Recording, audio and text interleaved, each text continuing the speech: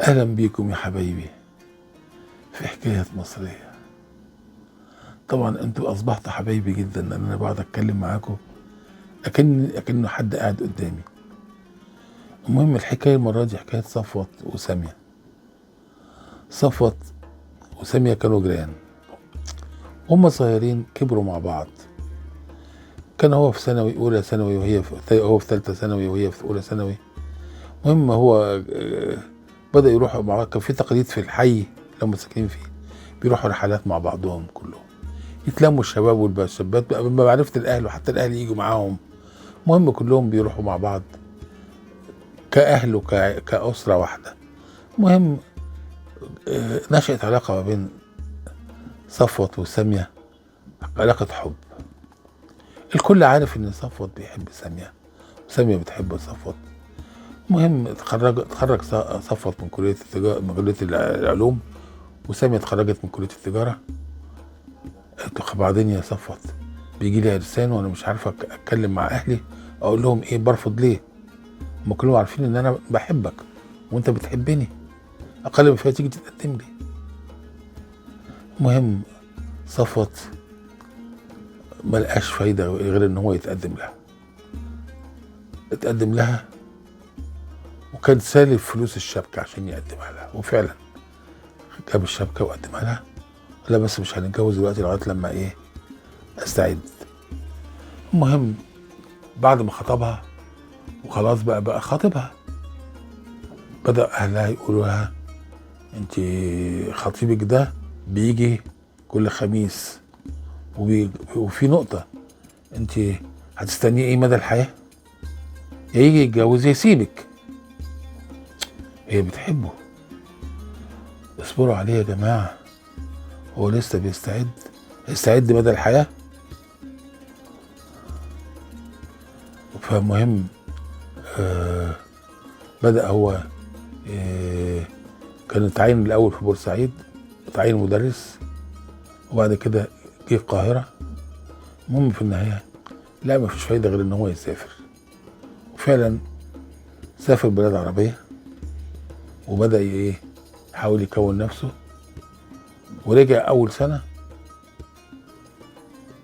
اتجوز سامية، اتجوزوا وكتبوا الكتاب وخدم معاه في البلاد العربية. المهم قصة حبهم انتهت بالايه؟ بالجواز.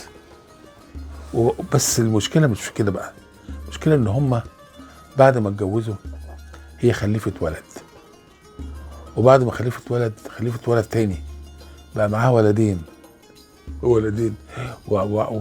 ولسه بتحبه وهو بيحبها. بس يبدو ان الحب بدأ يفتر بعد الجواز. وبدأت هي كانت اتعينت في مكان ما، وقلت انا واخد اجازه بدون مرتب من شغلي، انا عايز ارجع شغلي. فرجعت شغلها وهو مازال في البلاد العربيه، وبدأ يبقى مصدر فلوس ليها ولولادها. المهم هو طبعا كان خد شقه قبل ما يتجوزها، والشقه دي هي عاشت فيها مع اولادها، وبدأت تروح شغلها والولاد يروح مدرستهم. وهو بدأ بقى بيمثل ان هو التمويل، هو ايه؟ صفوت بقى ايه؟ بقى هو الممول للأسرة دي عشان تعيش، مصدر الحياة ليهم، مصدر المال ليهم. المهم زي أسر كتير كانت في الفترة دي كده، يبقى ايه؟ يبقى الشاب بره والست هنا، وايه؟ ويجي لها في الأجازات.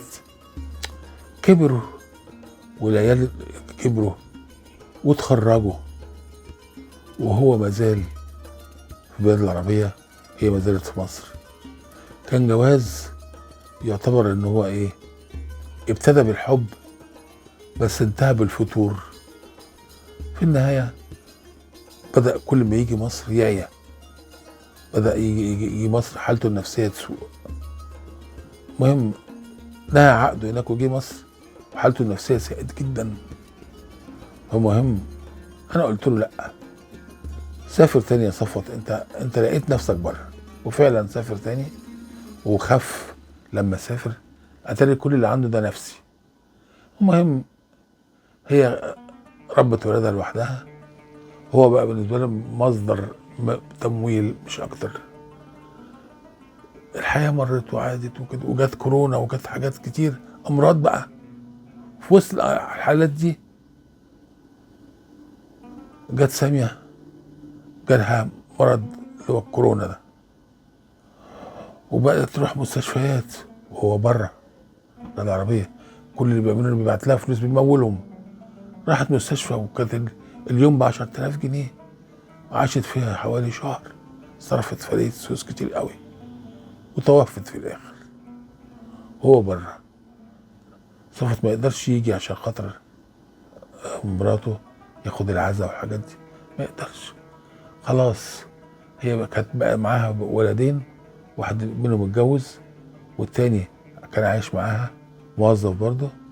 المهم في النهاية فضل صفوت عايش بره وما جاش لمدة 6 سنين، وأخيرا جه بعديها، جه مصر يزور مصر مش أكتر،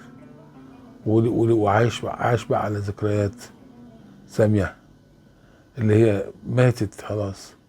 ورفض، اتعرض عليه جوازات كتير جدا سواء في البلاد العربية أو هنا في مصر، وانتهت حياته بأنه عاش وحيد بره. حتى أولاده بدأ يبقى بالنسبة لهم مصدر للمال.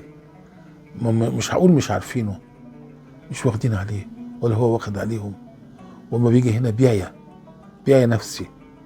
فايه، دي كانت قصة حياة صفوت اللي حب وايه، ولم الظروف تسمح له ان هو يعيش مع حبيبته دي، لان هي صممت تيجي مصر وهو صمم يقعد هناك.